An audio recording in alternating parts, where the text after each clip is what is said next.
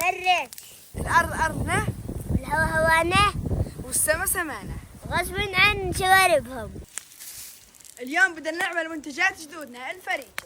اعملوا متابعة عشان أعطيكم معلومات فريدة عن الفريكة، واشتراك بقناة اليوتيوب. هاي كانت السبب إنه الرومان يحتلوا سهل حوران على مدى عصور.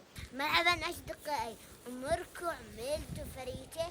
تعالوا نعلمكم الفريكة البلدية كيف تسووها. بتصدقوا إنه الفريكة اكتشفوا طريقتها عن طريق الصدفة؟ اسمع يا رشيد هالسلافة. هذه يا سادة يا كرام، بلاد الشام كانت محتلة من ضمن الإمبراطورية الرومانية، وكانوا يتعرضوا للغزو أحيانا، وكان محصول استراتيجي من منطقة السهل. فمرة من المرات اضطروا يحصدوه وهو أخضر قبل ما ينضج، وكان متعرض للحرق بسبب الغزو. وبما أنه كان يحتاج للفرك عشان ينشال القشر عنه، سموه بالفريكة أو الفريكة. غذائيا الفريكة أفيد من الرز والبرغل لأنها بتتميز بوجود الألياف فيها، فلذلك بتعطي قراءة سكر منخفضة. أكثر الدول المنتجة للفريكة سوريا، وبتبعها الأردن ولبنان وفلسطين. بعد الحرب على سوريا صارت الفريكة سوبر فود بالعالم كله، لأنه السوريين نقلوها لأوروبا ويبدو إنها ناسبتهم وبلشوا يدخلوها بأطباقهم. اللي لحق أيام التفريج سولف لنا شوي عن هالشغلة، لأنه بعتقد بالأيام هاي قليلين اللي بيعملوا الفريكة. قمح الفريكة لازم يكون أخضر بس بآخر مراحله، بنحرق مع القش تاعه، بضل يتقلب حتى تنحرق السنابل. وبصراحة بده جهد كثير، وهذا هو اللي بسبب ارتفاع سعره. الطعم اللي بيها جاي من التدخين مش من البهارات. الفريكة البلدية هاي طريقتها وما فيش غيرها الطريقة. سم يلا.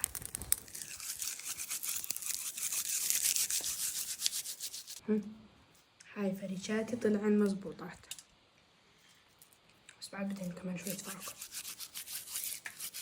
تعالي كيف طعمته قهوة.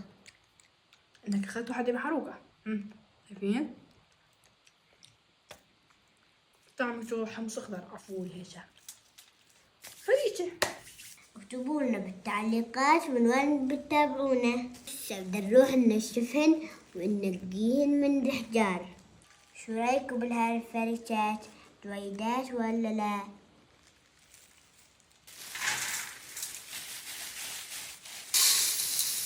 وهاي الفريكة بعد التنشيف، وهسه بدنا ننقي الحجار. أنا مش عارف هذا القشر كيف بدي أشيله، اكتبوا لنا بالتعليقات. شوف حجار كثيرة،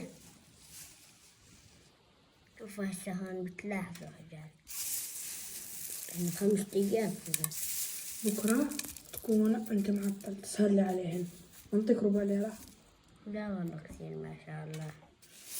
لازم ما نعطيكيش، انت اللي بدك تاكلهن مش أنا، صح؟ بس تدري بكرة دجاج محشي بدموع ربع ليرة. الفريك بحبهاش. اي طب العادة وش بساويها؟ ما تساويهاش، تحط علينا. شو أطيب أكل بتعملوها من الفريكة؟ على فكرة إحنا ما بنقول فريكة، بنقول فريكة. وإذا مهتمين بمحتوانا اعملوا متابعة لصفحتنا. وهاي رحلة الفريكة كاملة من بلدة الشجرة، من لواء الرمثة سهل حوران. سعيدين فيكم وين ما كنتوا بأنحاء العالم، وإن شاء الله راح نظل معكم بوصفاتنا التراثية، وإلى اللقاء.